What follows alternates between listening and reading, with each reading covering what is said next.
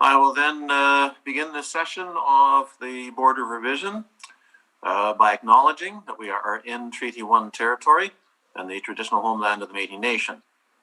All individuals entering city-operated facilities, including City Hall, are required to wear a non-medical face mask. Those at the table are not required to wear masks while sitting, as long as they're distanced 6 feet from anyone else. Once you leave your seat at the table, you must put your mask back on. As directed by Manitoba Health, we're requesting people avoid close contact within 2 meters with anyone showing symptoms of a respiratory illness, such as coughing or sneezing. If you're experiencing flu-like symptoms, we are requesting that you excuse yourself from the room. Please note, when you're joining the meeting via Zoom, all participants will be in the waiting room and your microphone will be muted until the host lets you in the room. You can watch the hearing live via the City's Board of Revision YouTube channel. When called upon, you'll be allowed from the waiting room and permitted to speak with respect to your property. Once you have been heard, you can continue to watch the hearing live via the City's Board of Revision YouTube channel. If any participants are currently watching the live meeting on YouTube, please mute your audio player now. With me on the panel today are Lynn Nesbitt and Brent McIntyre. Our secretary today is Brendan Harris, and the assessors are Ryan Valderrama, Kim Wong, and Kaylin Bombach.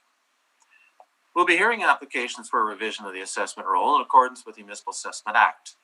The matters for which revision is requested have been described in each application, and we will limit discussion to those matters. The statements that are made at this hearing are sworn testimony, and anyone speaking to the matters must be sworn in. Be advised the comparisons of assessments of properties are not considered evidence of market value by the Board of Revision. The Board of Revision is appointed annually by Council and is independent of it and the City Administration. It makes its decisions on the basis of the evidence provided at this hearing and issues a written order that will be mailed to all parties as soon as possible. Please note that the Board's decisions with respect to an application may be appealed to the Manitoba Municipal Board if the matter pertains to assessed value or classification, or to the Court of Queen's Bench if the matter pertains to the application of exemptions from taxation. Should you wish to appeal, information on how to do so will be included with the Board's order. With respect to the hearing process, I will confirm the matters to be addressed with each applicant following the swearing in. We will then have the assessor's testimony, followed by questions that the applicant may have, and then the applicant's testimony followed by questions. Each side will have an opportunity to summarize if they wish. Once all of the evidence about an application has been brought forward, the applicant may leave. The process will repeat for each item on the docket today. The session will close after all the applications have been heard, and the Board will deliberate in private and make its decisions. You will receive the order by registered mail as soon as possible. As information, all public hearings are live streamed, recorded, and will be part of the public record. Use of cell phones is not permitted except by the approval of the chair. And if you haven't already done so, could you please mute your phone?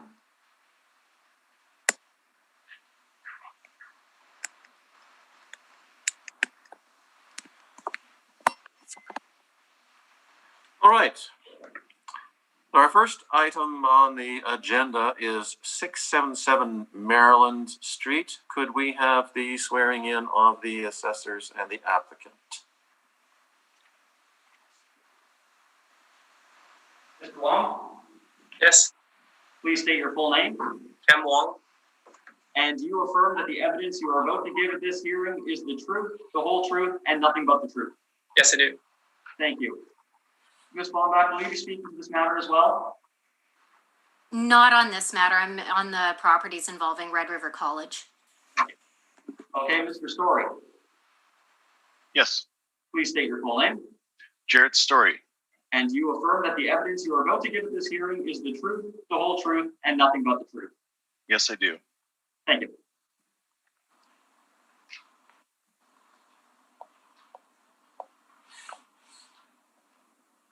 All right. This will be a little bit slower than if we had a whole lot of paper in front of us, probably, because I've got multiple emails here to go through. But I believe I have found the correct one. So who is going to be speaking to this one? Is it Kim or Ryan? It would be Kim. Kim, okay. And is this only value that is at stake at this in this application? Yes. All right. In that case, could you proceed? The subject property is 677 Maryland. The roll number is 135-502-09000.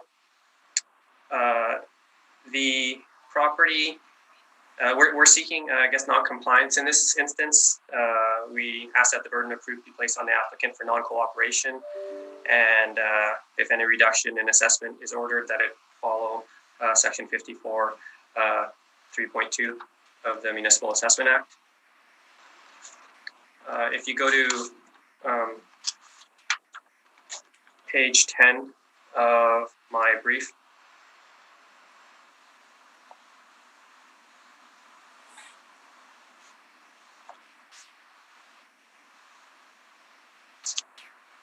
the property owner, John DeVos, requested an extension for submitting their income and expenses, but did not do so afterwards.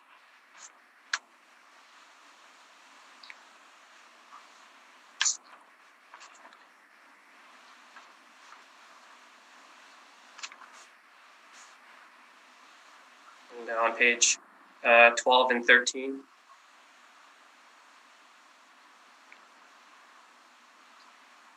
It's just the property owner asking for more time to fill out the income and expenses, but once again, did not return an income and expense questionnaire to us. So because nothing was returned to us, we're seeking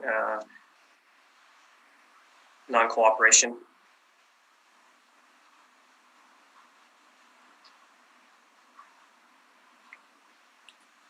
And do you have any additional evidence about that?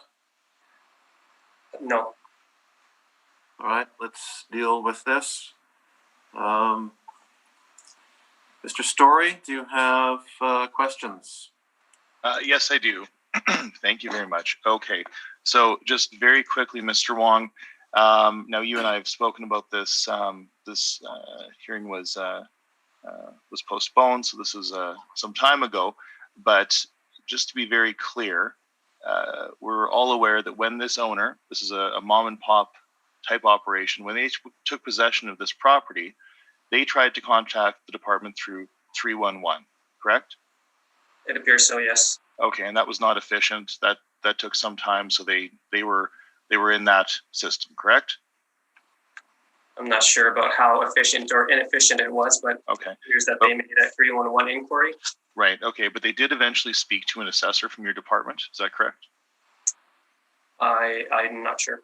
Okay. Now, the reason I ask is because they had purchased two properties and they reference two of them. I handled both of them here. That's Maryland and Mighton. Now, when this issue came up for the Mighton property, we discussed that an assessor from your department had spoken with them. They're a new owner. They were trying to figure out how this whole situation, how everything worked. And they were actually told by 311 that they did not have to submit the income and expense and that it didn't affect their value. It was a survey. Are you aware of that? No, I don't. Okay. Me or my colleagues would say anything like that. Okay. No, but it could have been somebody from 311. That's the issue that we have. Now, I know that somebody in your office, here's it was Patricia Bishop, spoke by email to the owner, and the last email we have has the phone. They're exchanging phone numbers. Do you know if there was any conversation on the phone between the two parties? I'm not sure. Okay, so just in your estimation, if the spirit of this penalty is for owners who have not made a substantial effort to comply with the request, do you not think that calling 311, speaking to an assessor, would that not constitute making best efforts to ensure that your request was satisfied?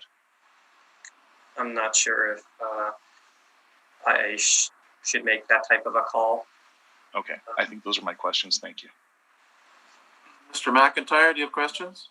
If I look at the assessor's page 2, now it's my understanding based on the brief submitted that they purchased these properties in 2014. Is that correct?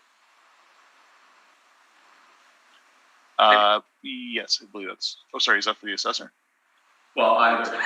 Oh, I believe that to be true. Yeah. So in April 2015, they complied with the mailer as per page 2. April 2016, they asked for an extension, which was granted. And I assume they complied, Mr. Wong? It appears that there was no compliance. No compliance? No, yeah, no compliance. In April 2017, did they comply? I don't believe so. Okay, those are my questions, just to clarify this request for income information. Thank you, that's all. Ms. Nesbitt? No, I have no questions, thank you. Okay, so just looking at the history here, the purchase was in 2014. They did comply with the request for information for the that was sent in 2015. In 2016, they asked for an extension. And did they then comply? You're saying no, they did not? I don't believe so. In 2017, they were sent a mailer. And did they comply? I don't believe so. But the issue really at hand here is the mailer that was sent out in May 2018. And they asked for an extension, but did not comply. Correct. So is it your assumption that based on the fact that this is after several years of ownership and at least 1 year of compliance, that they knew what the process was? I believe so, yes. All right. Sorry, do we have evidence that they did not comply in 16 and 17? That I'm not aware of. So and the That's just based off of our records. Okay. Mr. Story, further information? No, again, this is a newer client for us. My understanding in speaking with the owner is that there was some work going on one of the properties. They requested an extension. They were in contact with the department. They were in contact with 311. They were making best efforts to satisfy the request. I do not believe they should be punished in this scenario. So I'm going to request that we waive the non-compliance penalty. Thanks. All right, so we will take a short recess and deliberate on this. Mark, Yes, can I ask a quick question of Mr. Story? certainly. Oh, I'm sorry. Yes. Mr. Story, you say that they made an effort to comply. Other than making telephone contact with 311 and potentially, as you mentioned, the assessor, what other efforts did they make to actually submit the information, albeit perhaps late? Well, I know that they had been. I know that they spoke to 311, and then they spoke to an assessor in the assessment department. So. So did they make an effort other than speaking to actually submit partial information, some information to the best of your knowledge? To the best of my knowledge, I'm not sure what transpired over the phone between the assessment department and the owner. I know that as part of the assessor's submission for the other property on Mighton, there was an email chain. So that's not included here, but I know there was substantial back and forth. I don't know if any documents were exchanged. I don't know, but I know that they were in contact. Or any of the financial information that was requested? Not that I'm aware of. I don't know. I would be speculating. Okay, thanks. Thank you.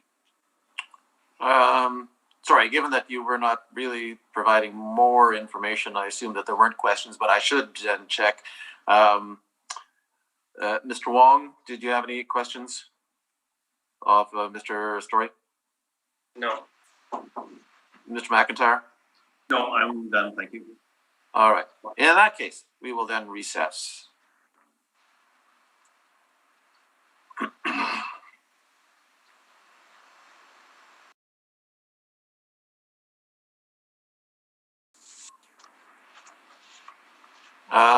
Is everybody back? Well, I got just a black screen here. I'm back. Oh, there's Cap. All right. And Mr. Story, you are back as well? I am back. Yep. Okay. We have considered the request of the city to reverse the onus due to non-compliance, and we concur. Consequently, the onus will be reversed. And Mr. Story, could you go first, please? Yes. Okay. Thank you very much. So this is 677 Maryland Street, roll number 13050209000. Okay. So this is a property built in 1913. There has been some interior work to the property, but it is an older 3.5-story walk-up in the Daniel McIntyre neighborhood. We have 32 suites, 6 bachelors, 18 one-bedrooms, 8 two-bedrooms. The city is suggesting a 2021 realty assessment of $2,876,000, and based on our analysis, we are requesting that value be adjusted to $2,132,000. So again, this is the Daniel McIntyre in Winnipeg's downtown west neighborhood. Property is built in 1913 with some cosmetic interior upgrades, according to the record. Currently being used as a multi-family residential property. Gross floor area is 6,357 square feet. And the site size, according to the City of Winnipeg records, is 10,703 square feet, and we are zoned Resi. Again, 32 units, 12 outdoor parking stalls. Okay, now for the purpose of this assignment, one of the issues that we are disputing is the assessor's modeled capitalization rate. The assessor is using a cap rate of 5.3%. We believe this is inappropriate given the age and the location. So we are using a cap rate of 6.25% based on our cap rate study, which has been provided to you in full, but is summarized on page 5 of my brief. So you can see that 6.25 would either be on the, if you look at our first two brackets, pre-1946 is 6.25 to 6.6, 46 to 59 is 6.25, and then 60 to 79 is 6%. So we're clearly somewhere in that range based on the fact that the effective age at this point would be subjective. It's certainly not true to its vintage of 1913, but the bones of the building, it is Class D construction, are over 100 years old, and that would factor into any prudent purchaser's analysis of the property. So again, we are using 6.25. If you come with me, please, to page 6 of my brief, you can see we've taken 3 years of income and expense as provided to us by the owner, and we've stabilized that into a most typical year. So I can go through that very briefly. The effective gross rent net of vacancy and discounts is $267,815, and we do recognize that some extra income comes to us by way of laundry revenue and what the owner is calling miscellaneous. So with those factors taken into consideration, we come to $272,553. The balance of the expenses are averaged with we are using a 5% management. That's a modeled rate, though you can see the management fees in this property are substantially higher than what is modeled out, but that is typical of market, so we continue to apply 5%. We're using the average of the professional fees, office supplies and sundry. Advertising and leasing is very low in this property. It's nominal, but we've reflected that. And of course, we've used the highest year in terms of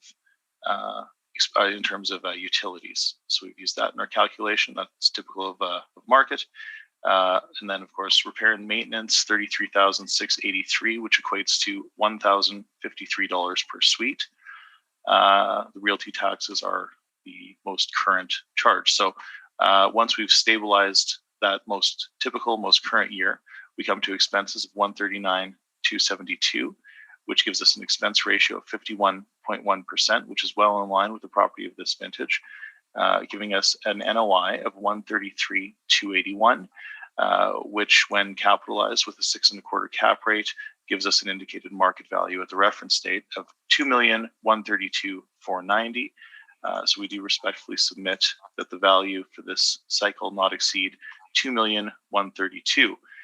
The balance of my brief includes some photos of the subject. I've not done an interior inspection, but I have been outside. I do a number of properties in this stretch of Maryland, so I'm well aware of the area. I've got some exterior photos for you. And then from the marketing, from the online marketing, you can see the what we'll call a typical suite, or the suites as they are marketed present day. So that informs the balance of my brief. And then we also have the supporting financials that we use to generate our income analysis. So again, we submit that a value of $2,132,000 is appropriate. And we do respectfully submit that the value be adjusted to reflect the economic reality of the specific property. Barring any questions, that's my presentation. Thank you. Mr. Wong, do you have questions? I guess your requested value of $2,132,000 is a lot lower than what the property was actually purchased for in 2014 for $2,600,000. Did you take into consideration the sale price at all in 2014? We did, yeah. So I've spoken to the owner a number of times. As you can imagine, we've been back and forth on the non-compliance, and there's some other issues at play. And frankly, he was motivated to become involved in the multifamily res sector. And he, in hindsight, he has said that he believes that he's overpaid. I think that he thought the income generated would be higher than the rents in this area. So yeah, it's a consideration, but that was the motivation of one purchaser, and we're looking at the overall market value, how the market might view this property, especially since it's been market tested and we can see what the actual income generated is. So yeah, that's a reasonable point, but the short answer is that he believes that he's overpaid. Yeah, and then I mean, there's some post-reference information, but I won't get into that. But yeah, that's all my questions. Ms. Nesbitt? Thank you, Mr. Story. I'm looking on just quickly in your presentation, and I can't find any information on the rents. And looking at your chart on page 6, I mean, there's quite a discrepancy there between your information and the city's in terms of rent. So did you bring any evidence with respect to the average rent? Yeah, if you go to the final page of my brief, okay. You see the income from 15, 16, and 17, okay. And that is all the rental income that they've generated. Okay, so that's then. Yeah, so on an average per suite basis. I'm sorry. Can you say that again? You haven't broken that out on a per suite basis? No, this is how it's been reported to us. So we've used the net income. Yeah. Okay. Okay. So yeah, going back to your page 6, then. All right, that's where you pulled that from. Okay. Thank you. Thank you. That's all. Mr. McIntyre. Just one question. Was this property, it looks like based on the pictures you submitted, it was renovated? They did some interior work in, I believe it was 13 and 14. I know there was a fire at some point when I was looking through the permits. So they have done some work to the common areas and the suites. I believe the suites all have newer flooring from what I understand. So yeah, they're not, I mean, clearly it's an older building. And I believe that it may have been renoed to some degree prior to sale to bring it to market. But I do know that there was interior cosmetic work done in, I think it's about 2013 or 2014. Yeah. So did the new owners undertake some renovations after, like the flooring after they purchased it?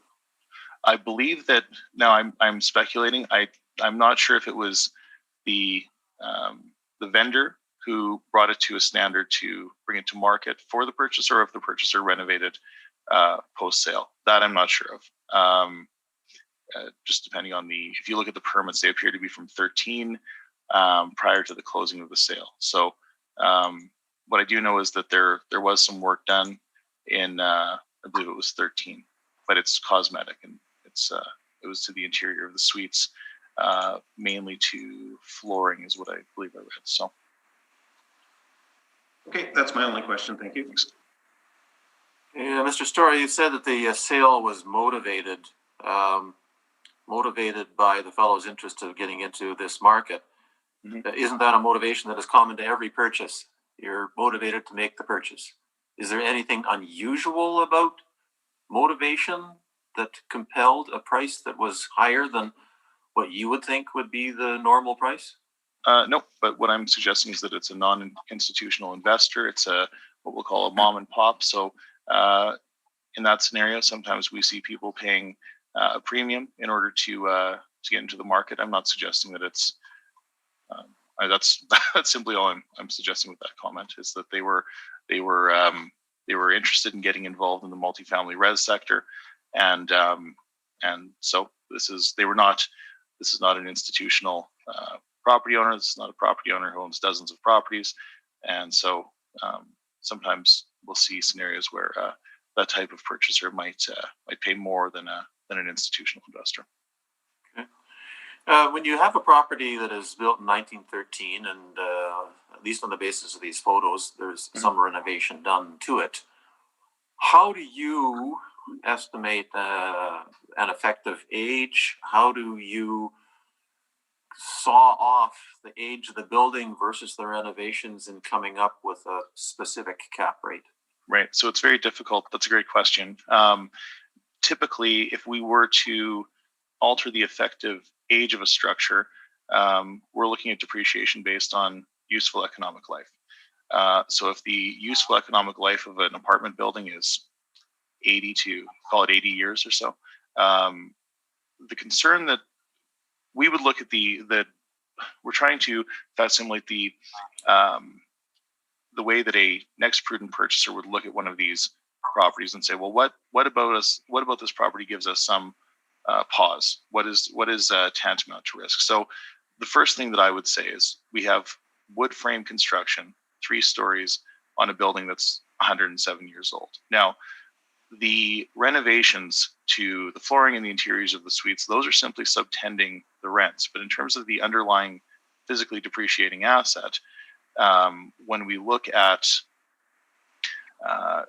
an asset that's probably at the close to the useful end of its useful economic life, we're going to assume that there may be structural issues. There may be more capital expenditures that we're going to have to deal with in order to subtend that rent. So I wouldn't necessarily say, well, this is equivalent to 1972. Like that doesn't, I don't know where that number would come from, quite frankly.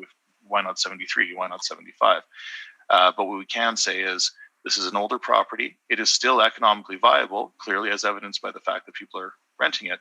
But when we look at a risk profile, we have to recognize that the structure is wood frame. It's built in 1913. So the market would place some risk premium on that. That's effectively how we approach these properties. Can you repeat the 2014 purchase price for me, please? The reported 2014 purchase price is $2.6 million. I'm not aware of any the financing there. I haven't looked into that sale. I did not place considerable weight on it. But that was the purchase price that appears to be registered in this. Okay, so you think that was excessive because they were new to this market. What would have been a more normal price for this building in 2014? Well, in 2014, I'd have to go back and look at what the rents were and do a different calculation. But I mean, I think that our value is somewhere between 2.2 to 2.4 would likely be reasonable for this property based on a cost per door and factoring in the fact that there's going to be work. So work to maintain it. So I don't think that if we're valuing the the income in place, I don't think that we can look at, the higher end of the rent scale. We have to factor in higher repair and maintenance costs, and we should probably look at a higher expense ratio going forward than what maybe was modeled. I'm not sure. I don't know what sort of pro forma was used to develop 2.6, but I think somewhere in the range of 2.2 to 2.4 would be typical of market, certainly today. So presumably slightly lower than that in 2014. Now, you're not fully aware of what renovations might have been done to the property. I take it. And well, I can see the if I look at the assessor's brief, I see that there's $200,000 spent, and it was interior alteration. So they created 4 units in the basement. They put in electric heat and drywall. So cabinets, bathroom fixtures, flooring, carpeting, and hallway. So that would be the cosmetics. Upgraded electrical wiring. Now I don't know if there was knob and tube in there or what was in there prior, but that's electrical wiring was done, and then plumbing and cosmetic work, patching and painting. So that's what I'm aware of based on what the permits say. Now the declared permit value, clearly that's an estimate, but that's it looks like there's $200,000 worth of work there. I would not suggest that's a huge amount of work. That's cosmetic for a building that's over 100 years old with 32 suites. So that makes sense. Okay. That's all my questions. Mr. Wong, could we have your information?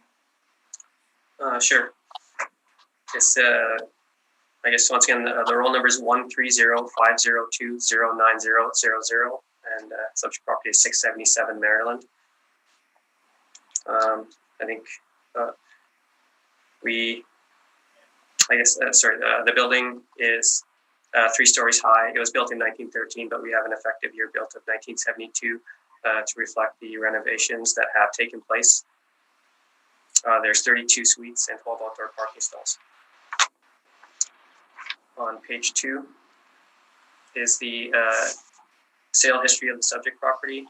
In September of 2014, the property was purchased for $2,600,000.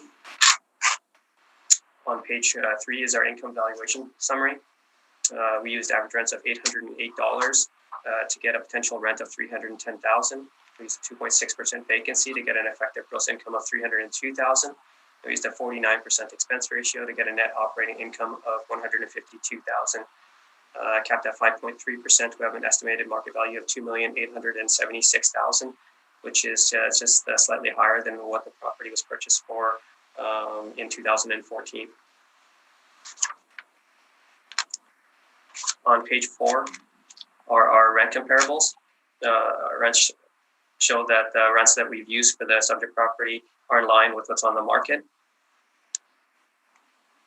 On the bottom of page 4 are some expense comparables, which shows that the expense ratio that we used is supported by the market. On page 5 is information on our cap rates, which range from 4 to 7.3%.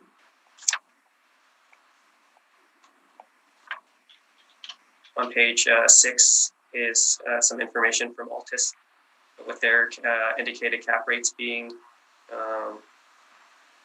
at about 4.5%. So, which very much supports the cap rates that we are applying in this instance. On page 7 are some cap rate sales. They just the ranges from 4 to 6%, but it's just a sample of some of the cap rates that are out there.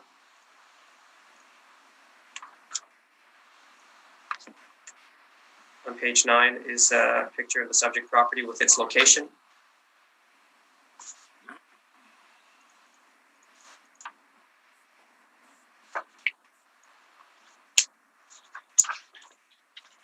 On the last page of my brief is the permit that was taken out in 2013. The property was renovated prior to it being sold. So, as mentioned earlier, it was there as 4 additional units, and They had new kitchen cabinets, kitchen, bathroom fixtures, flooring, carpeting in the hallway, upgraded electrical, plumbing, and cosmetic work.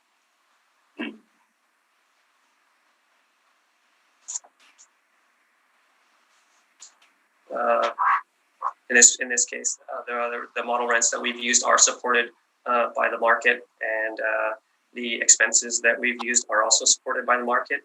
The cap rate that we've applied to the subject property is supported by market sales and also by the Altus cap rate information. And the 2014 sale of 2.6 million is right in line with the current assessed value. And so I asked that you maintain the assessed value at $2,876,000. Mr. Story, do you have questions? Yes, I do. Thank you very much.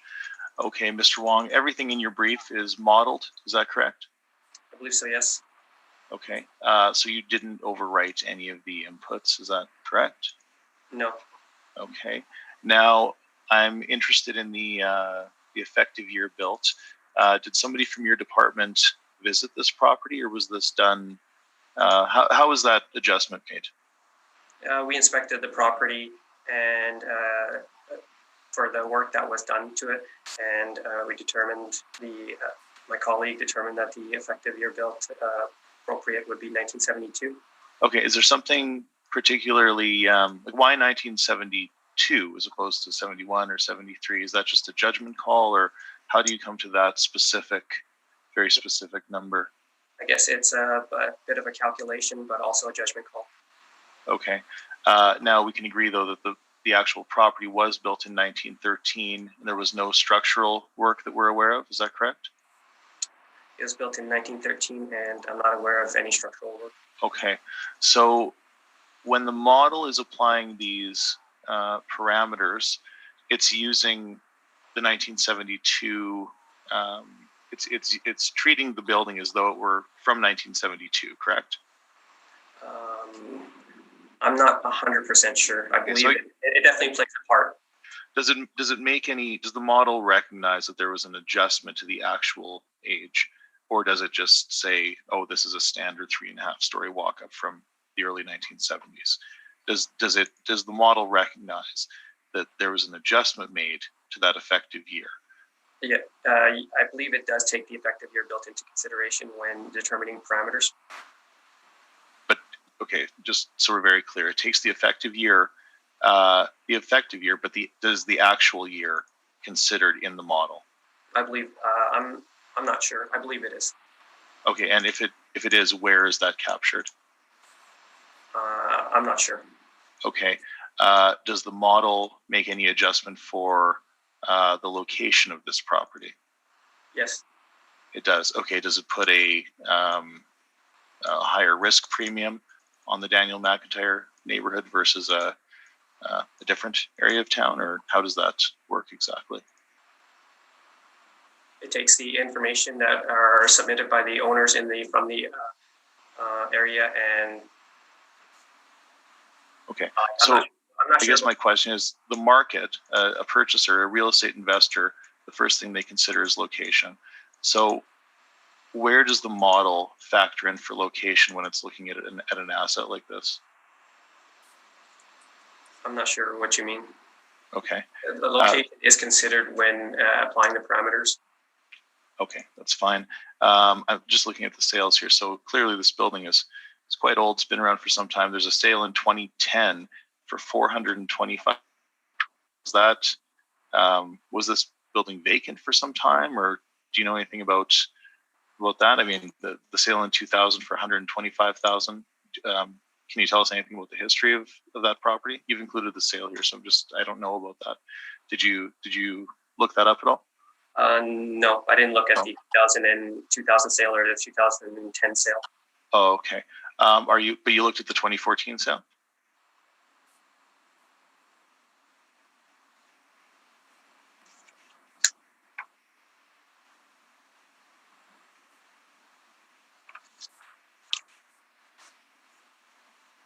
I did not look into it. No. Okay. So you're not aware then that you can actually still see the some of the financial the advertising online, they're advertising it with a 7.9 cap, which is sort of interesting. Okay, moving on to your page 3. Again, this is all modeled. Vacancy at 2.6, that's fine. That expense ratio jumps out at me. Is that not particularly low given the advanced stage of this of the actual structure? I think it's probably, I think it's reasonable given some of the work that was done to it. Okay, and the cap rate of 5.3%, that doesn't strike you as aggressively low for a property that's over 100 years old. Granted, there was cosmetic work, but we're talking about the actual physical underlying structure. Does that not seem low to you, based on your comps even? No? Okay. Let's move on to your rent comps. Did you choose these yourself? Yes. Okay. So you're suggesting that the average monthly rent per unit in our asset is $808.15. So for comp 1, this is interesting. We have the same number of suites, but almost 3 times as many 2-bedroom suites. We have 7. Comp 1 has 18. Now that would bring the average up, would it not, for number 2, for comp 2 at 826? Yes. Okay. For comp 1, comp 2. Now that's a renovated character building, and that's in Wolseley. That's not in Daniel Mac, is it? It's not in the exact same location. Okay. But it's a renovated character building in Wolseley. And there's photos of it online. You can see comp 3. And the subject property is a renovated building. I would suggest that it's not renovated to the extent of comp 2. Comp number 3, have you been inside this property at all? I have not been in any of the properties. In any of them, okay. But those are larger units. You can see I've been inside this property a number of times. They're substantially larger. There's a solarium, and that would cater to the university crowd, I would suggest. Okay, in comp 4, very quickly, that one has modern cosmetic renovations, but it's all 1-bedroom suites, so it's a little different from our subject. But even with all 1-bedroom suites at 805, that doesn't really jive with our 808, based on the fact that it's superior and a different suite mix, right? You know, the comparables, it's you're never going to find exact comparables of the exact same size with the exact same suite mix and the exact same conditioning. But I guess basically what I feel is that the comparables do represent what the subject property is. And so they are not exactly the same, but I do feel they are reasonably representative of the subject property. Okay, that's fair. But we can agree that there are a large number of apartments in the Daniel McIntyre downtown west submarket, but half of yours are not in that submarket, correct? I feel that these ones are comparable. Okay. And the subject property is probably on the better end of the scale for properties in the area due to the work that's been done to it. But you haven't visited it, and you're just going by the photos that you've seen, or I'm not understanding. My colleague inspected the property and based off and we have photos of the property as well. Okay, and you've inspected your comps as well, and you've seen interiors of the comps as well. I said I did not.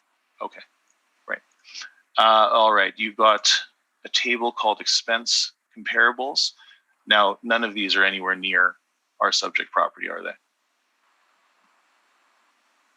No. No. Okay, and the civic addresses were not provided to us, correct? No. Okay, and just very clearly, they're not in the downtown whatsoever, correct? No. Okay. All right. So, and just very quickly, those are actually your bills, not effective, right? I believe so. Okay. Your cap rate table. I'll just address this. You've got the Altus Group's, it's called historical apartment capitalization rates. Now, this is part of a past Winnipeg Real Estate Forum. Is that correct? Yes. Okay, and can you tell us, were you in attendance for this discussion? I was not. Okay, so are you familiar with the context of how this was presented? I believe is in the context of trying to establish market value. Trying to establish market value? Oh, okay. No, so this is a cap rate study that's was presented by an appraiser, and this represents properties that also include properties that were purchased with the intention to renovate, which we don't tend to look at for assessment purposes. So just to put that into perspective. Now, your cap rate comps, we've talked about these a fair bit, but we can agree now that Roque, Talbot, and Maxwell, those were purchased with the intention to renovate. Is that correct? I believe so, yes. Okay, and we have a municipal board decision that tells us that properties purchased with the intention to renovate ought not to be used in the production of a cap rate study, as they indicate an atypical motivation by purchasers. Is that correct? It said that the decision said that any intention to renovate doesn't disqualify for a sale from being used, as Altus Group can testify to, but based off of the cap rate that they're presenting. Right, but we have had this discussion about when you're purchasing with the intention to renovate, the cap rate likely represents a discount rate because you're not valuing the income in place. You're looking at purchasing the economic opportunity of potentially renovating and raising rents. So this is not. We're looking at valuing the income stream in place, whereas these properties were purchased to renovate. So those cap rates are artificially low because they don't recognize a typical motivation to purchase the income stream in place. So, okay, fine. Now the one that is sort of reasonably close, closest one would be 277 Langside. Would you agree with that? Location wise, yes. Location wise, quality wise too, I would suggest. Is that not reasonable? I'm not sure. Well, Ward is at the reference is almost a brand new property. It's got covered parking. It's got catered amenities, and that's at a 5. So I guess my question is, if 277 Langside transacted at a 6.09, as you're indicating, and it was built in 1974 at 70,000 per suite, then doesn't it make sense that a 6.25 cap on our subject would be in line with the market as you've presented here? Oh, I believe that the 5.3% cap rate that we've presented for the subject property is fair, and okay. It's to sort of look at one sale. You can look at that one sale, or you can look at the overall sales, which if you look at the overall range of sales, I believe that we are right in there. And like I said, the Altus cap rate study also supports us, supports a rate that's slightly lower than what we've used for the subject property. So I believe it is. No. I'm sorry, which Altus cap rate study are you referencing? Our cap rate study would indicate that a property of this vintage would not be at 5.3. That's erroneous. There's no Altus cap rate study that supports a 5.3 cap for a property that's in Daniel Mountain, built in 1913. If you look on my page 6, the historical apartment cap rates is indicating something in the 4.5 range. So I think using something in the 5.3 range is reasonable for the subject property. Okay, and again, you have no context to this. You're suggesting that every apartment that transacts in 17 ought to be in that. This is you've taken this slide out of context, and you're suggesting that our property ought to be lower than 5.3, which is that doesn't make sense. We've provided you with 111 pages of cap rate of a cap rate study that Perhaps, clearly indicates. Mr. Story, if you don't mind, could you just confine yourself to asking questions? Yes, I just I think we need to speed this up a little. Yes, thank you. Okay, that's fine. And in terms of your cap rate table, there's no supporting calculations or background documents, correct? We did not provide any. Okay, and those are my questions. Thank you. Ms. Nesbitt, questions? I have no questions, thank you. Mr. McIntyre? I have no questions, thank you. So looking at the location of this building, are you aware, Mr. Wong, of other sales of similar buildings in that general neighborhood leading up to the reference date? I'm not. Okay. Again, looking at the location of this, does the cap rate you came up with is modeled? Does that model take into account proximity to a large employer like Health Science Center or not? I think maybe indirectly it does, in the sense that the reported information from properties from around the area would indirectly have an effect on the model rates for the subject. Does Health Science Center influence the values upwards because of the number of people that are employed there? I would say yes. I'm not sure how the model looks at it, but like I say, if the Health Science Center has an effect on apartment rentals in the area, then we would sort of get that information from those apartments surrounding the HSC. So like I said, it sort of indirectly affects the model. Is there an area in the city that is accounted for in the modeling in which the cap rate is increased by a percentage due to the characteristics of that neighborhood? There is one market region 4, which is north of the railroad tracks, like near Selkirk Avenue, and I guess along Selkirk Avenue. That's market region 4, and that has a cap rate that is 0.75 higher than other areas. And that does not apply here? It does not apply here. Okay. That is all my questions. Summary. I think, no, thank you. Mr. Story? No, I think we're good. Thank you very much. Okay, excellent. Thank you.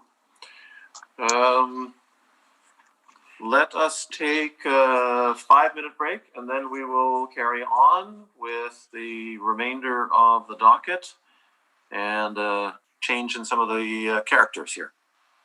Okay, thank you. Have a good day. Thank you.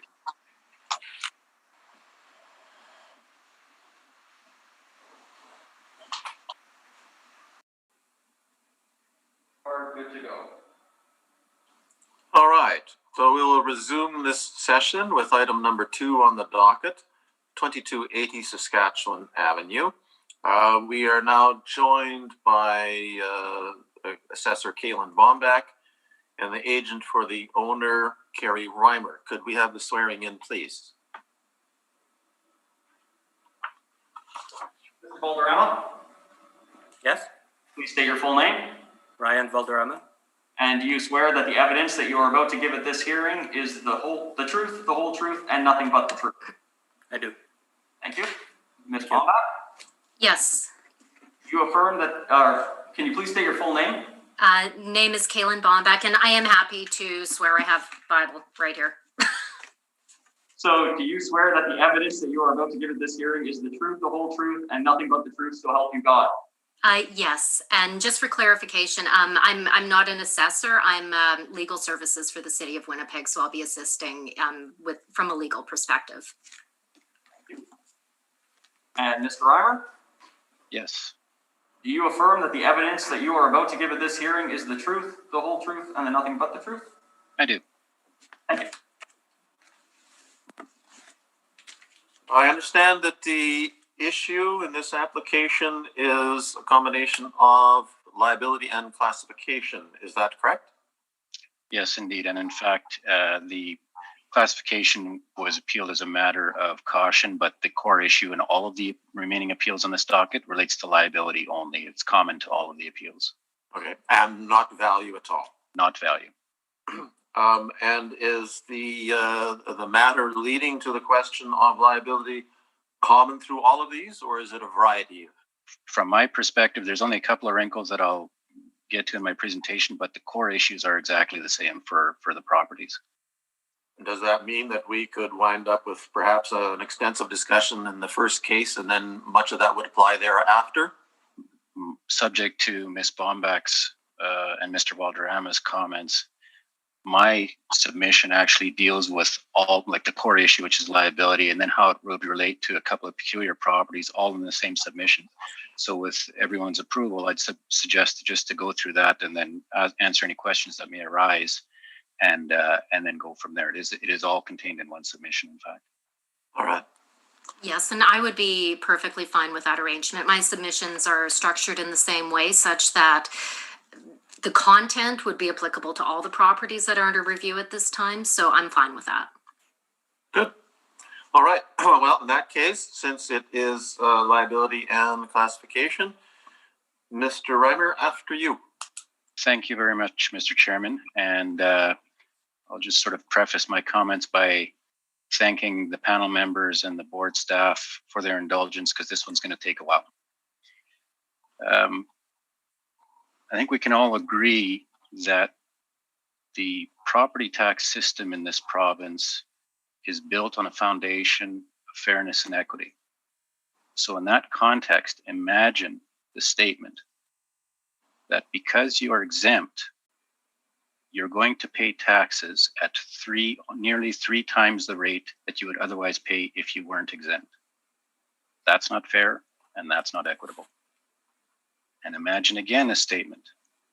Because you have voluntarily chosen to pay your fair share of taxes, you're going to pay at a rate that is nearly triple the tax rate being paid by other similar institutions in the province.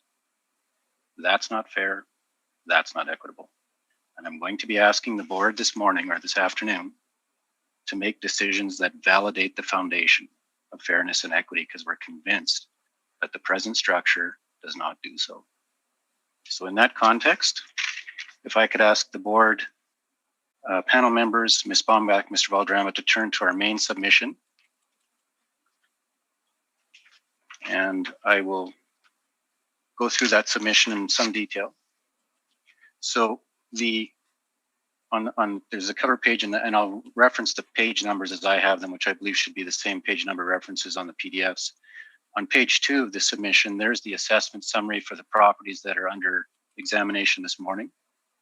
As you can see, this is all to do with the properties of Red River College. They're a public institution they're the oldest college and the largest college by far in the province. And as you can see on page 2, there's quite a number of properties that are owned by the college or Board of Governors of Red River College. I do note that the items on that chart on page 2, items 2 through 5, related to roll numbers on Elgin Avenue that have since been superseded by one single assessment on the 6th entry there. For the board's reference, I'm going to make the submission as if those 4 roll numbers that are under appeal this morning, and I'm going to proceed in this submission as if those roll numbers were still valid. It's the same submission will apply to the supplementary assessment for the new roll number in Elgin. I can advise the board that we were just notified that hearing, we weren't able to get that roll number scheduled for this hearing. It's being scheduled for later this month. Whatever the decision of the board might be concerning the submissions this morning, we're going to simply ask that decision flow through to the appeal of that supplementary assessment when it's heard, I believe in early December. In any event, we are going to proceed with the assumption for the moment that those roll numbers on Elgin would still be as they were at the time that these appeals were filed. So can I stop you there, please? Certainly. Just to make sure that I understand this. The Elgin properties, which are items 3, 4, 5, 6 on our docket, and are the 2nd, 3rd, 4th, 5th, 6th in your table there. Yes. at the time that you made the application with respect to these properties, they were all on separate roll entries in the city roll, and now those are being combined. Is that what you're saying? Indeed. So actually, they have been combined. So on that chart, you see the roll numbers. Well, entries 2, 3, 4, and 5. It's addresses at 319 Elgin, 325 addresses, 2 of them, and then 339. Those 4 roll numbers have now been combined into the single roll number that's shown on that chart as roll number 13-099071910. So that is the supplementary roll number that supersedes items 2, 3, 4, and 5 on that chart. Oh, okay. So if you see under that's the combination, and you've included the combination and the discrete parts as well above it on the chart. Precisely, just to give the board the full understanding of the original applications, which are items 2, 3, 4, and 5, and the revised and updated single roll number at 319 Elgin, which I've also included there. Okay. And that change was made through a supplementary tax notice? It was indeed. And the hearing of that supplementary assessment, as I say, the timing was such that the supplementary assessment appeal was filed just recently. The board has just scheduled that matter for early December. So again, I wanted to proceed with the roll numbers, the appeals of the roll numbers on Elgin as they were based on what they were prior to the supplementary assessment being issued, because as I say, the core issue concerning liability doesn't change whether it's 4 roll numbers or combined into 1 roll number.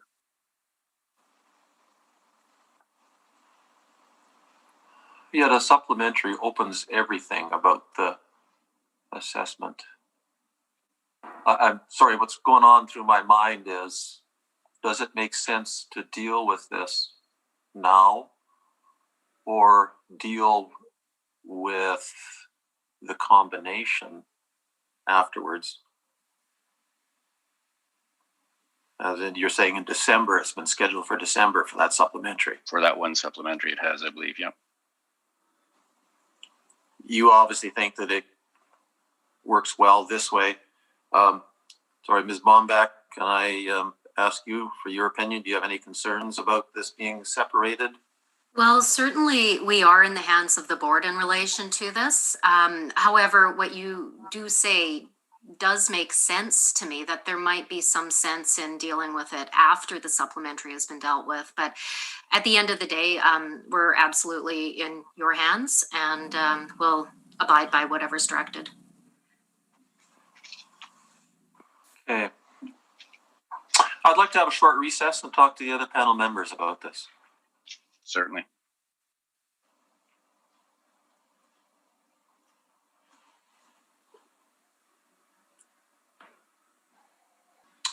Okay, so we are back in session from our recess. We have concluded that we will adjourn these matters to the date in December that has been appointed for the appeal of the supplementary tax notice.